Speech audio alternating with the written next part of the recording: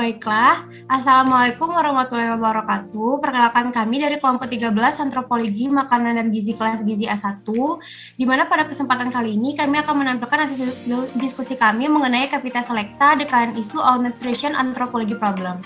Adapun anggota dari kelompok 13 sendiri yaitu Asila Hardika Putri, Fauzia Adila, dan Haikal Wahyudi. Topik kajian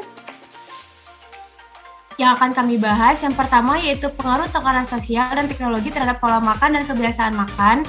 Topik 2 yaitu metode dan pendekatan mengubah pola makan. Topik 3 yaitu food ideologi bagian Indonesia Barat. Yang keempat yaitu food ideologi bagian Indonesia Tengah. Yang kelima yaitu food ideologi Indonesia Timur. Dan yang terakhir yaitu food characteristic by event. Mungkin topik yang pertama bakal dijelaskan oleh Haikal. Kepada Haikal, waktu dan tempat disilakan. Baik, terima kasih atas kesempatannya moderator.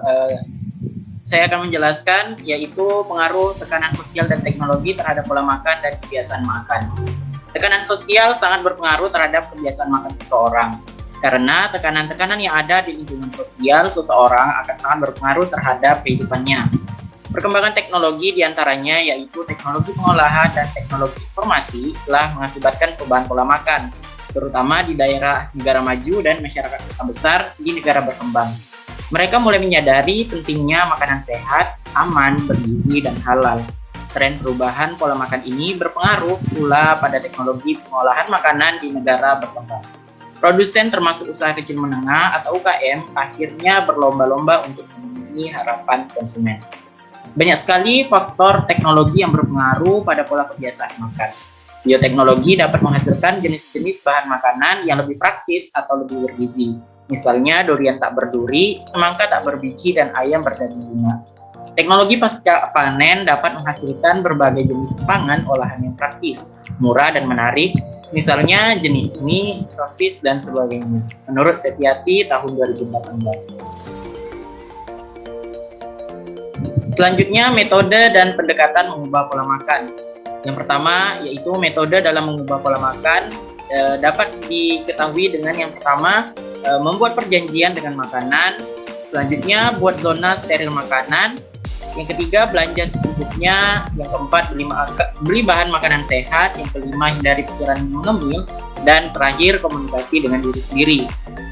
Selanjutnya, pada pendekatan dalam mengubah pola makan dapat diketahui dengan yang pertama, makan di rumah dan bawa makanan sendiri. Selanjutnya, ubah jenis makanan yang dibeli. Dan yang terakhir yaitu mengubah cara masak.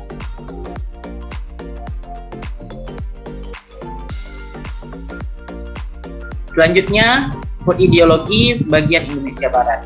Yang pertama, masakan Jawa Barat itu banyak menggunakan sayuran mentah seperti karedok, lalap mentah yang disantap bersama sambal. Kemudian cita rasanya agak sedikit pedas dan asam. Makanan dominan yang terbuat dari ikan berasal dari Jawa Barat. Kemudian contoh makanan khas dari daerah ini ialah pepes, ikan, dan karedok. Selanjutnya makanan khas Jawa Tengah. Yang pertama bumbu dominan adalah bawang putih. Banyak ditemukan masakan bersantan, serta rasa manis lebih disukai daripada rasa lainnya. Contoh makanan khas dari daerah ini ialah gudeg.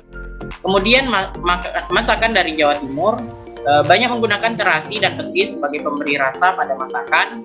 Cita rasanya agak pedas. Masakan banyak dimatangkan dengan cara direbus, digoreng, dipepes, dan dibakar. Dan contoh makanan khas dari Jawa Timur ialah rujak semur. Terakhir yaitu masakan dari Sumatera Barat. Khasnya yaitu menggunakan banyak bumbu, masakannya menggunakan banyak cabai hingga rasanya relatif pedas. Waktu memasaknya relatif lama, banyak menggunakan santan yang kental, masakan dari sayur mayur tidak banyak jumlahnya, dan contoh makanan khas dari Sumatera Barat ialah rendang. Baiklah, terima kasih kepada Haikal. Untuk materi selanjutnya akan dijelaskan oleh Asila. Kepada Asila, waktu dan tempat disilakan. Baik, terima kasih kepada moderator. Topik yang keempat yaitu food ideologi dari Indonesia Tengah. Faktor yang mempengaruhi food ideologinya yaitu yang pertama pola makan, kepedulian terhadap kesehatan, tabu makanan, persepsi risiko, kebiasaan makanan, komposisi makanan, dan yang terakhir yaitu harga. Topik berikutnya yaitu food ideologi dari Indonesia Timur. Batasan food ideologi yaitu yang pertama ada food tabu atau tabu makanan. Tabu makanan adalah suatu larangan dalam mengonsumsi makanan tertentu karena ada beberapa ancaman atau hukuman kepada orang yang mengonsumsinya. Adapun latar belakang timbulnya tabu makanan berdasarkan pada dua hal, yaitu agama dan kepercayaan. Yang kedua yaitu food fad. Food fad berkaitan dengan food movements atau pangan organik, vegetarian, atau diet tinggi protein, yang biasanya dianut oleh kelompok masyarakat menengah ke atas dan mereka yang berpendidikan. Yang terakhir yaitu food habit atau kebiasaan makanan. Kebiasaan makanan adalah cara individu atau kelompok individu memilih pangan apa yang dikonsumsi sebagai reaksi terhadap pengaruh fisiologis, psikologi, dan sosial budaya. Kebiasaan makan bukanlah bawaan sejak lahir, tetapi merupakan hasil belajar, menurut Suharjo 1989. Topik berikutnya yaitu food characteristic by event. Faktor-faktor yang mempengaruhi adanya makanan tertentu hanya ada pada event tertentu. Berbagai makanan tertentu disediakan khusus pada acara-acara tertentu. Hal tersebut karena dipengaruhi oleh berbagai faktor. Beberapa faktor diantaranya yaitu karena makanan tersebut memiliki filosofi dan makna simbolis bagi masyarakat, sehingga selalu wajib dihadirkan dalam beberapa acara tertentu. Makanan-makanan tersebut tidak hanya sebagai pengganjal perut atau pelengkap acara, tetapi juga berfungsi sebagai simbolis dan penyambung doa, serta rasa syukur kepada Tuhan kepada Yang Maha Kuasa. Bahkan, keberadaan makanan itu sangat menentukan terlaksananya kegiatan acara dan menjadi identitas dalam acara tersebut, baik dalam upacara adat, pernikahan, upacara keagamaan, dan lain-lain. Keberadaan makanan tersebut dianggap penting dalam acara tertentu, karena apabila dalam pelaksanaan acara tersebut tidak membuat makanan khas itu, maka pelaksanaan acara dianggap kurang lengkap dan khawatir dianggap tidak menghormati jalannya acara. Dikembalikan kepada moderator. Baiklah, terima kasih kepada Sila.